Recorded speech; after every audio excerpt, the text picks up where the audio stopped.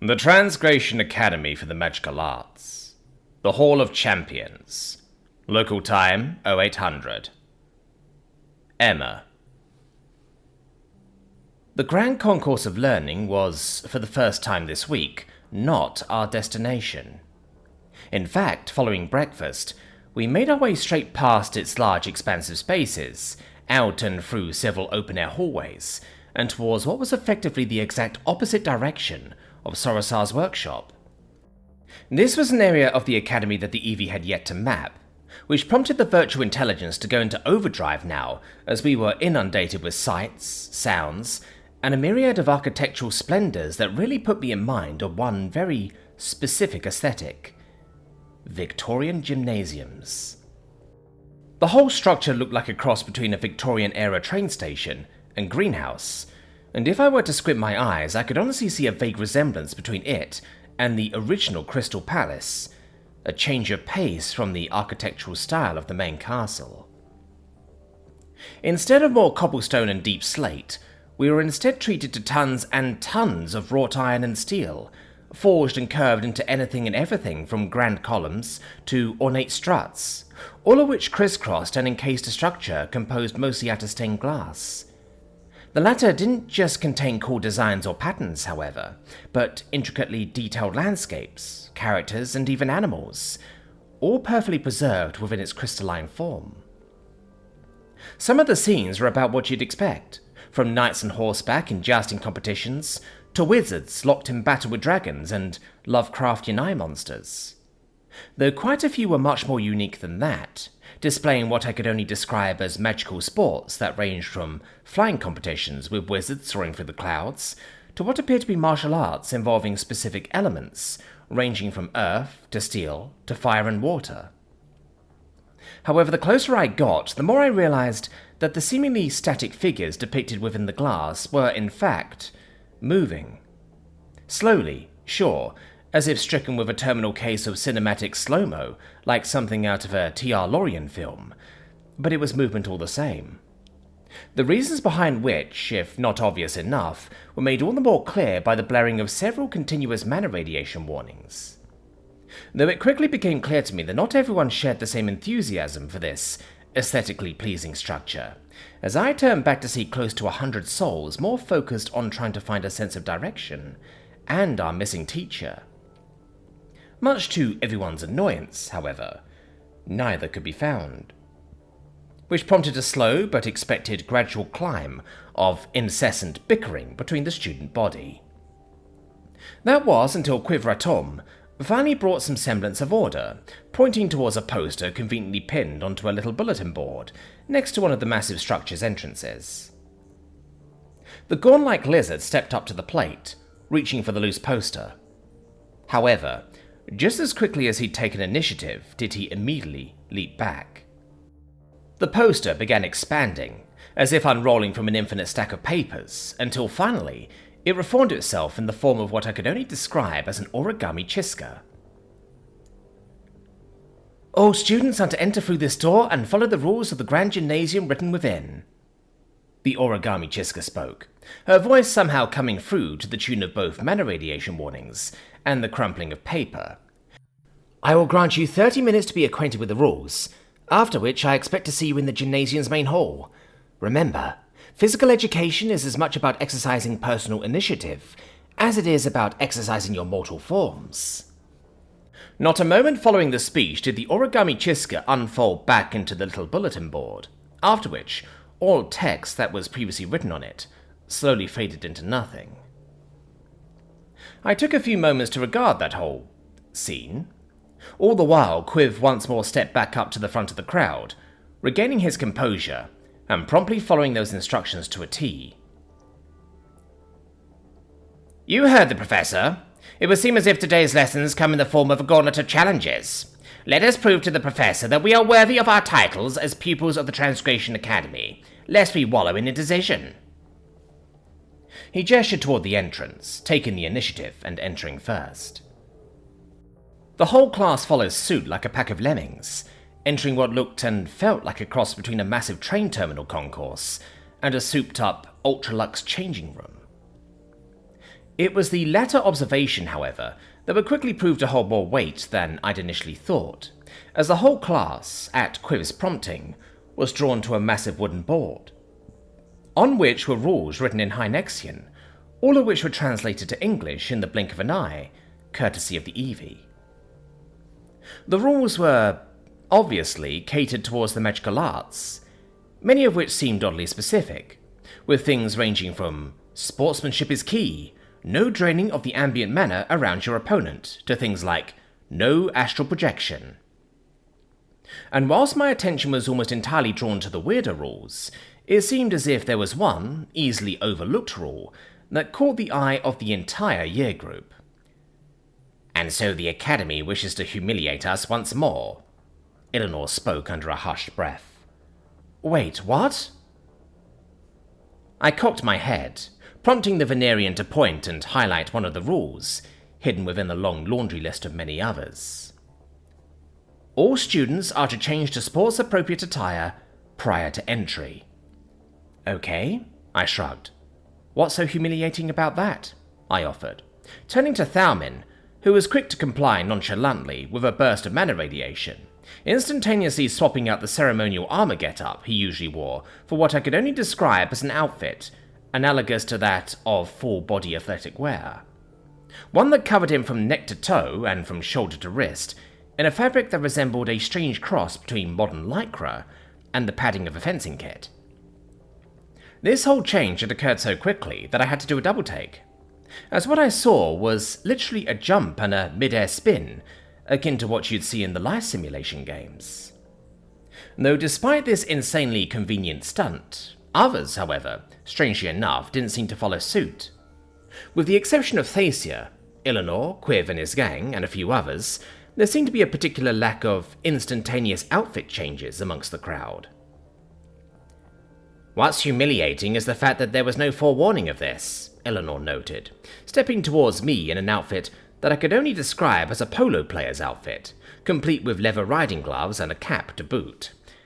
"Thankfully, it would seem as if everyone in our peer group knows the unique and practical skill of instantaneous dressage, with a catalogue of outfits readily available. So whilst we are immune to the humiliation, the rest do not seem so fortunate, you could say." Eleanor gestured towards the crowd that, at this point, seemed to be at a complete loss for action. Many of them opted to snap their fingers in lieu of magically swapping clothes, though this resulted in little but confused looks and frustrated huffs. "Where are my familiars? Where are my attendants?" "This will not do. Where is my sports suit?" The scene quickly descended into outright panicked frenzy, prompting Quiv to once more take charge, and with a surge of mana radiation he raised his voice far louder amongst the crowd. "It would seem as if this building does not allow for the presence of personal attendants, magical or otherwise, so please proceed to any of the personal powder rooms situated on either side of the concourse. There seems to already be Academy-issued sportswear for those among us currently lacking in appropriate attire." "Really?" I shot back, turning towards Eleanor with a cocked head. That's what they were worried about? The Venerian sighed loudly in response, placing a palm above his snout in a display of dramatized frustration. "Careful about such sweeping statements, Earthrealmer. Your commoner heritage is showing, and it bodes poorly for the optics of our group." I held my breath, just flinching at his antics. "In any case, yes, that's what they were worried about. For the well-to-do and those of noble heritage, a personal dresser, most commonly a servant at home or a familiar when in foreign lands, will attend to one's needs. The act of dressage is one such basic need to be fulfilled, the likes of which are clearly being woefully ignored here by our airheaded professor. An act of humiliation, and one that does not bode well for her tenure." "So, why don't you guys..." I paused before reaching my own conclusions. "You've probably had to learn the speedy magical way of dressing because of..." "The needs of battle," Thalmin interjected first. "The cutthroat world of Avenor court politics. sometimes necessitating time-saving measures, Thacia continued. Which left Eleanor, who once more sighed whilst crossing his arms. Practicality, as sometimes my precious time will be far too wasted at the hands of a servant. I sometimes require several outfit changes in a day, and I demand high standards, which I find a servant to be too incompetent to live up to. I was too busy being completely blown away by sheer culture shock at this point, so much so that I didn't even notice the arrival of the anthropomorphic butterfly Lady Ladona, who managed to sneak up on me. Cadet Ebaboka, she managed out in that signature condescending sneer, pausing as she made a point to look me over, her eyes scanning me from head to toe. Are you not going to change into the appropriate attire? I sighed, the EV filtering that out as I spoke. We've been through this, Lady Ladona. In fact, you've come to the same conclusions yourself, haven't you? I literally cannot change into anything other than this suit of armor, so just tell me what convoluted scheme you have cooking up in your head, so that we can just get to class. Please? So very crass and to the point, she snapped back, tisking all the while, as she turned to the rest of the group. Is she always like this? Silence was her only response, even from the likes of Eleanor, who just ignored her outright. Well, I beg your pardon, but I regret to be the bearer of bad news, or the purveyor of the obvious. She pointed to the ruleboard behind her. However, I am afraid that, if we are to respect the rules of this class, you require some form of a change of apparel, one that would best fit the Academy's description of Alert. Localized surge of mana radiation detected. 230% above background radiation levels. Ladona was stopped mid-sentence as she, along with myself, were both thrown off by the sudden burst of mana radiation, and more specifically, what came after it. As I soon found my reinforced armoured neckline covered by a bright red scarf, one that was wrapped around me by none other than Thacia. On it was what seemed to be the Academy's crest, and the words Physical Education embroidered onto it. Is this some sort of a jape? Was Ladona's only response, her eyes narrowing towards Thacia now, who simply conjured up the course syllabus we were handed in orientation. Whilst I do agree that Professor Chiska's less than courteous handling of this first class leaves a lot to be desired, I must give her credit where credit is due. She does seem to take into account the few variations and special exceptions granted to differences in body morphology and physiological quirks. To spare you the specifics from the syllabus, which I assume you must already be familiar with, it would appear as if the only caveat to these exceptions is for the pupil in question to have, and I quote, a recognizable symbol of the Academy and the specific class in question. The Avenor princess flicked away the syllabus with an elegant hand motion. I believe this fulfills those requirements. Moreover, if my actions have resulted in discrepancies, contrary to the stated rules, then I will be more than happy to discuss them in length with Professor Chiska herself. The butterfly, to her credit, didn't once flinch at Thacia's retorts. In fact, she seemed to glare down at her, despite the mere inch-worth of difference in height. And so the child dresses their doll, she retorted wistfully. But I digress. I am certain that the Honourable Chiska will have her way with you, if she so wishes. I am merely here to provide a friendly reminder. But alas, it would seem as if you've thought of everything, Princess Delani. I will bother you no longer. She made an effort to turn away, but not before craning her head around for one final jab. Enjoy your broken toy, Princess. I didn't think it was even possible, but here I was, staring down at someone who managed to push all the wrong buttons in a way that was proportionally worse than the Venerian. I could practically hear my heart thumping behind my eardrums now, as my face flushed red with rage and a heat that couldn't be contained by the suit's climate control systems. However, before I could even get a word out, a shrill whistling sound managed to overtake the attention of everyone, bringing out most of the powder room's occupants practically on cue. All students, proceed to the central hall when ready, an incorporeal voice blared out, prompting Quiv, now dressed in a Renaissance-esque billowy shirt with era-appropriate pants to boot, to lead the way. You heard the professor. Let us move forth, he announced, corralling everyone through a massive passageway and into what appeared to be a massive stadium, complete with bleachers, benches, and stands, as well as several observation posts where gargoyles stood atop of, controlling light fixtures, ropes, and a whole host of magical and mechanical implements. All in all, the whole place looked eerily familiar to your standard track and field stadium, with an ovoid wall filled with benches, overlooking a patch of greenery down and in the very center of the space. A series of orange tracks, delineated with long continuous white stripes, separated each runner's lane, which left the middle greenery eerily empty, made even more conspicuous by the massive wrought iron and glass enclosed skylight that allowed tinted sunlight through its stained patterns. The sunlight seemed to dance and ripple, as if following the animated scenes on the stained glass. This continued only for a few more moments, however, until the sunlight was suddenly and abruptly overcast by a looming shadow. A shadow that started small but grew larger and larger until... crash! The entirety of that central dome shattered. Creak! The wrought iron support struts bent and crumpled. Roar! And a literal dragon arrived on scene. Thump, thump, thump. Its wings generated a loud series of stomach-churning vibrations with each flap. The gusts threatened to knock some students off their feet and propelled more of the rubble towards us.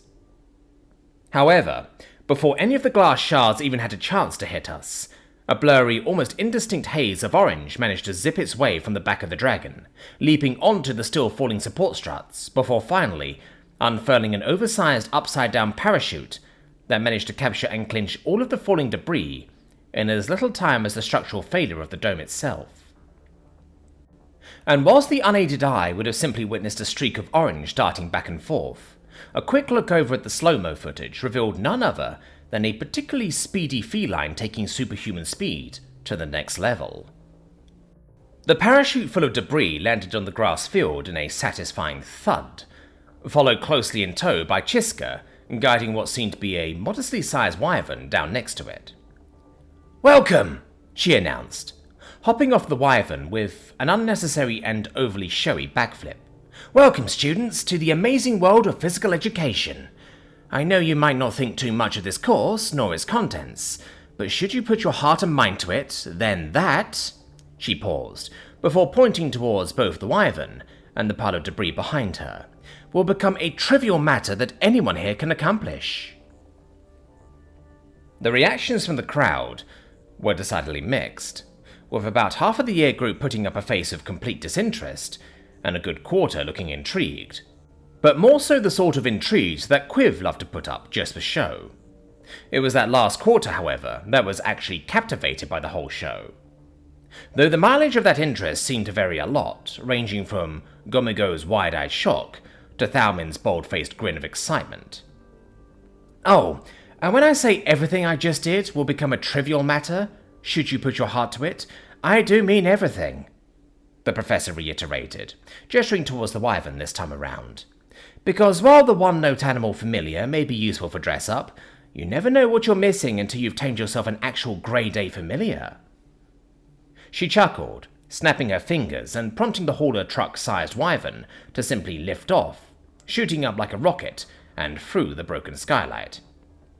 "Anyways, that leads me to my next point, expectations and evaluations.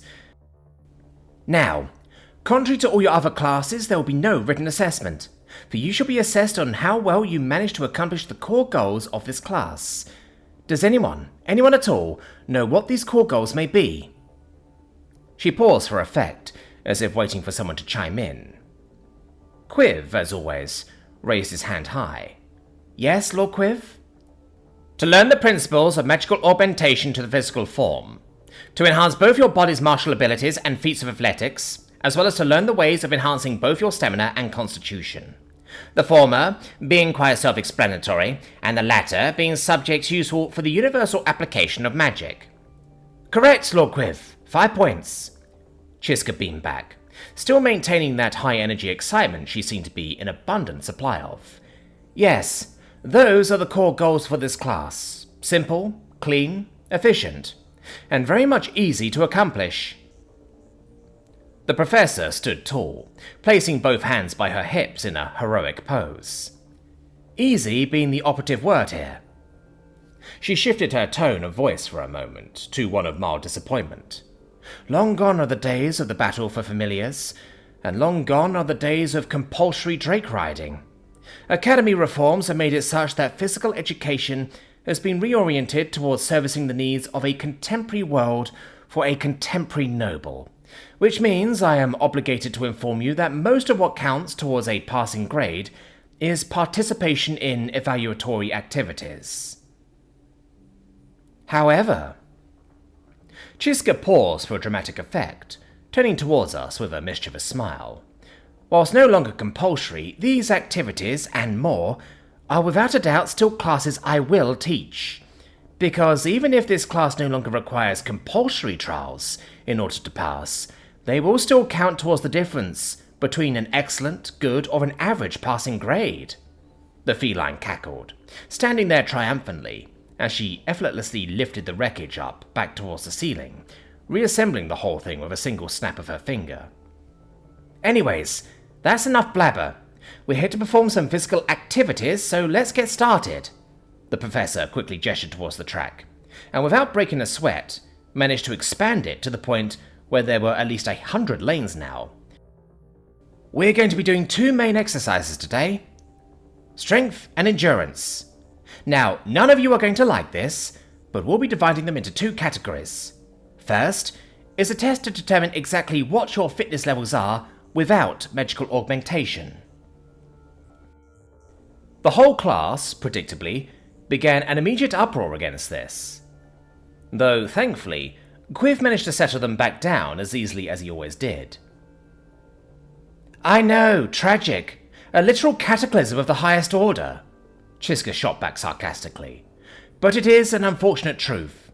Today's lessons will be focused on determining your baseline physicality, as well as your baseline physicality when augmented by magic.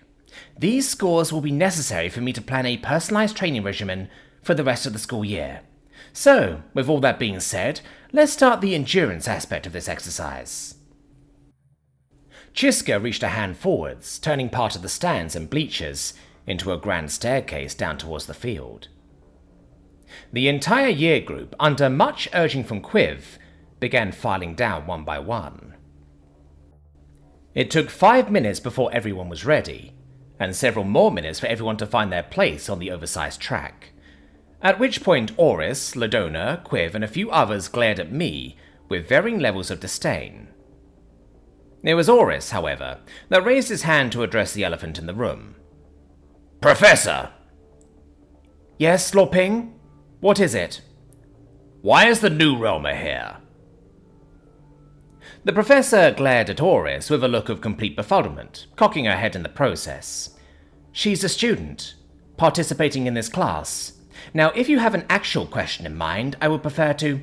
I apologize for my lack of clarity, Professor, but what I mean is simply this. We have all heard the rumors that the new realmer is, for lack of a better term, mana deficient. She lacks the ability to engage in the magical arts as a result. Would it be fair, then, for her to participate in this, and the subsequent mana-augmented physical exercises? The bull offered, laying down his ultimatum with a glint of satisfied malice in his eyes. I am merely concerned for both the welfare and the pride of our mana-deficient peer, Professor. I have been informed of this unfortunate situation, yes, Chiska nodded, with a quick twitch of her ear. Whilst I would have preferred to keep it a private matter, it seems as if that option is no longer possible. It has been decided that Cadet Emma Booker will not be participating in mana-based activities within this course. That seething frustration from before came back almost instantly, and it was only my small hope of Chiska's strength of character that prompted me to keep on listening. However, I have personally petitioned for Cadet Emma Booker to be able to participate in activities at my discretion, and it is my discretion that Cadet Emma Booker is to be granted the ability to participate in non-mana augmented physical trials. That is all, Lord Ping. That answer didn't seem to satisfy either me nor Ping. However, the fact that the professor had actively petitioned for that spoke a lot to not just her character, but her aims. It was because of this that I raised my hand, realizing that there very well could be some wiggle room to be had here. Yes, Cadet Booker. I do apologize for not informing you earlier. It was my intent to inform you following the conclusion of the first round of activities. That's all right, Professor. However, I did have a point I wish to raise. Go on. Considering that my ability to participate is up to your discretion, would it be possible to ask if I could participate in all activities henceforth? As in both mana-augmented and non-mana-augmented activities? The Professor took a moment to actually ponder that question. Though that moment of silence was enough for Ping, and a whole litany of other students to butt in. What? Preposterous! Absolutely ludicrous! The girl is out of her mind! Whilst I am certain she may perform admirably in the unaugmented aspects of physicality, there is surely an incongruence here between confidence and reality when it comes to the magically augmented physical trials. I say we let her. It's going to be oh so satisfying to see that new realm of smugness wipe from her mana-deficient face. The new Roma wishes to save face what is effectively a failing and a fault integral to her very being, Ping announced, louder than the rest of the crowd. Admirable, but foolish. Moreover, he paused, turning to Ladona, who picked up where he left off. Surely this is something of an insult to the infallibility of your word and the principles of your class, Professor, the butterfly quickly added, the pair practically tag-teaming the fast-paced insults geared towards me, through questions posed to the Professor. Then how about you put your money where your mouth is, Lord Ping? I shot back with a glare. And you too, Lady Ladona. The pair turned towards one another, before breaking out in a fit of dry chuckles. Are you proposing a wager, Cadet Emma Booker? Sure, I answered, stopping the both of them in their tracks. Why not? Depends, though. What's the wager? What you are currently campaigning for, obviously. Your right to participate in magically augmented activities. Ladona took charge, before turning towards the Professor. Provided, of course, the ancient rules of this class still apply, despite its modern moniker, Professor. The Professor took a deep breath, shooting back a frustrated gaze towards Ladona. I am surprised you know of the deep lore of physical education, Lady Ladona, but yes, I am a traditionalist, so the rights of challenges still do apply. Splendid! Ladona managed out, with an insect-like chattering. Then I propose, with respect, to entertain the new realmer's eccentric desires. I propose to you, Cadet Emma Booker, to prove yourself worthy of partaking in these mana-based activities, without the aid of mana enhancement as per your kind's natural shortcomings. To do so, Cadet Emma Booker, you must beat the party with which your wager is hedged upon, in this case Lord Oris Ping, Chiska clarified. That is, if you still wish to entertain this wager at all, Oris chimed in, prompting the laughter of almost the entirety of class to follow shortly thereafter. That laughter, however, was short-lived. Yeah, I accept, I answered bluntly, and without much fanfare, bringing the derision to a short and abrupt end. More than that, I doubt that'd be enough of a challenge, really, so I propose we make this a bit more interesting, I continued, completely sidestepping Ping and Ladona's attempts at belittlement. Top of the class for both strength and endurance, all or nothing. Time seemed to suddenly come to a stop, and so did any and all remaining hushed whispers, as all eyes were now on Ping. I accept, New Realmer, the man replied without even a flinch, as the beginnings of a grin started to form at the edges of his muzzle.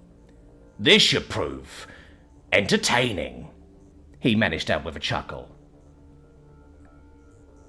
This whole exchange elicited a fangy, mischievous grin from the likes of Chiska. Then it is settled, Cadet Emma Booker. Your right to challenge today is to prove your worthiness in order to participate in future mana-augmented physical activities. To do so, you must beat Lord Oris Ping in both the non-mana-augmented and the mana-augmented challenges.